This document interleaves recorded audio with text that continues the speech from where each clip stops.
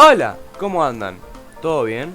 Imaginemos por un momento que existe la máquina del tiempo y que por alguna casualidad de la vida yo ahora mismo tengo una. Muchas personas podrían elegir ir a conocer a Einstein o tal vez a Colón, y otros irían a ver la final del mundo del 86 para ver cómo jugaba el Diegote. Pero yo no elegiría ninguna de esas, aunque la de ir a ver el mundial es una idea muy tentadora. Yo elegiría vivir la época dorada de los videojuegos, el comienzo de estos mismos, y hoy estamos acá para hablar de este tema en específico, y de cómo un juego como Half-Life cambió la línea de tiempo de los juegos hasta la actualidad. Pero antes de pasar toda la data de Half-Life, tengo que explicar otros juegos, porque obviamente Half-Life no fue el primer juego de la historia. Para todo esto nos tenemos que remontar un tiempo antes de que salga Half-Life, específicamente en el año 1992. En este año pasaron muchas cosas, entre una de ellas Cartoon Network daría inicio este mismo año y Estados Unidos lanzaría una bomba nuclear simplemente de prueba, cosas normales, ¿no? Además, en este mismo año el primer Wolfenstein ya tenía 28 años. Este juego es la raíz de todos los juegos de shooter que saldrían con el tiempo. No fue el primer juego en tener primera persona, pero sí fue uno de los únicos que lo hicieron excelente. Todo el estilo y animaciones que tenía se podría decir que estaban adelantados para la época, porque pasamos de juegos como este a este. Hay que recalcar que había juegos como Hover Tank que pudieron acercarse un poco a lo que Castlevania nos ofrecía, pero no estaban al nivel de Castlevania ni en pedo. Un año más tarde, en el año 1993, los mismos creadores de Wolfenstein empezaron a desarrollar uno de los títulos más controversiales de todos los tiempos.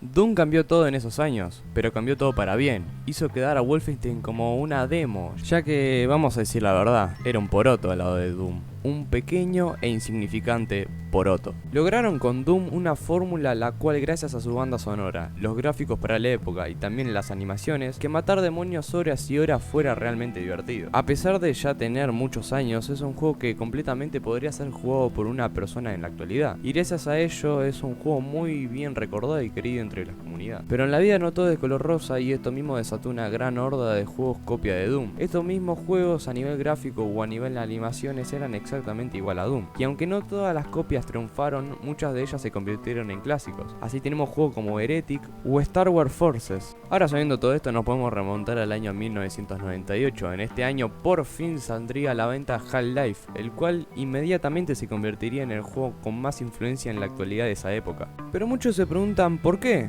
¿Por qué fue tan controversial o por qué fue el juego más influyente?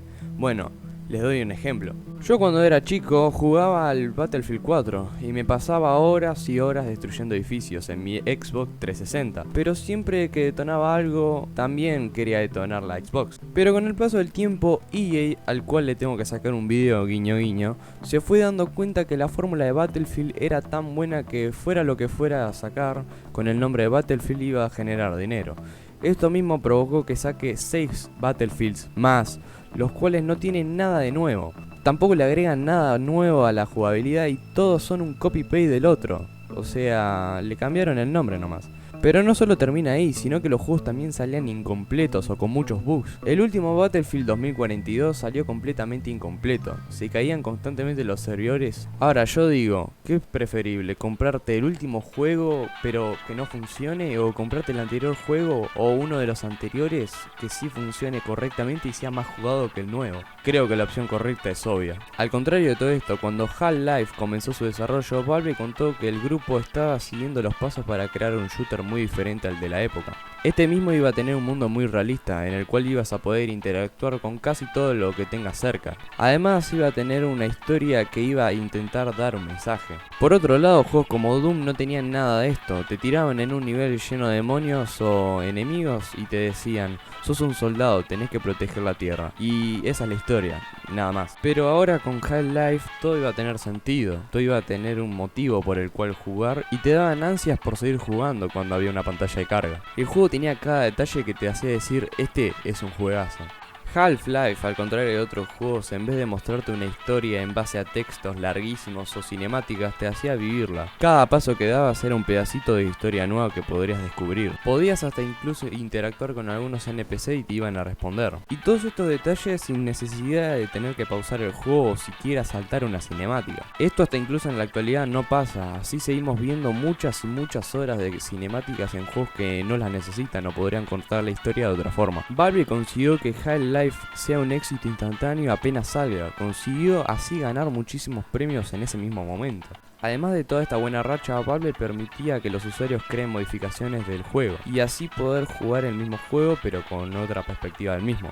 Muchos de estos mismos mods llegaron a ser juegos separados lanzados por la misma Valve, como por ejemplo CSGO o Team Fortress. La comunidad de Half-Life estaba con demasiado hype por saber cuál iba a ser del próximo lanzamiento de Half-Life, pero tuvieron que mantener esas ganas durante 6 años. En el año 2003, Valve presentó en la E3 un tráiler que impresionaría a todos en esa época.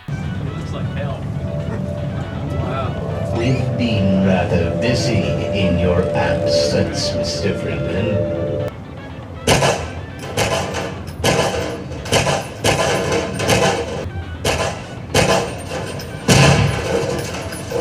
Hasta ese momento no existía ningún juego que había llegado tan lejos los gráficos, las animaciones faciales y la física. Los fanáticos de Half-Life esperaban una gran mejora, pero lo que recibieron fue algo que nunca habrían imaginado. Half-Life 2 fue tan revolucionario para la época que hasta incluso en el día de hoy se sigue utilizando el mismo motor gráfico para juegos en la actualidad. Obviamente que con muchas mejoras que se le fueron haciendo al motor con el paso del tiempo. Unos ejemplos de juegos que fueron creados con este motor fueron Apex o Titanfall. Pero todo lo bueno trae dudas, ¿no? Pasaron los años y no había noticia de Half-Life 3. Estaba pasando lo peor. Valve tenía miedo de sacar Half-Life 3, porque como el primer y segundo juego fueron demasiado revolucionarios para la época, no sabían qué hacer para el tercer juego. Hasta que un día Valve le vio futuro a la realidad virtual. Comenzó haciendo pruebas en Half-Life 2, haciendo mini pruebas y notaron que la gente interactuaba más con el entorno. Y así es como después de 13 años de espera sale a la venta Half-Life Alyx, el cual saldría en el año 2020. Muchas personas en la actualidad se siguen quejando porque Half-Life Alyx no se puede jugar por cualquiera, porque no todo el mundo puede comprarse unos lentes de realidad virtual. Pero si te pones a pensar, cada cambio tan avanzado de hardware necesita un gran cambio de hardware. En algún momento los lentes de realidad virtual serán accesibles para todos, aunque en la actualidad no lo sean. Pasó lo mismo cuando salió Half-Life 2. No todo el mundo podía jugarlo y hoy en día lo puede jugar gran cantidad de personas debido al hardware actual. La historia de Half-Life es realmente buena, pero Half-Life no tiene solo una buena historia, sino que es parte de la historia de los videojuegos. Bueno gente, hasta acá llega el video. Si les gustó suscríbanse, síganme en Twitch, síganme en Instagram, síganme en Twitter. Y bueno gente, nos vemos. Adiós.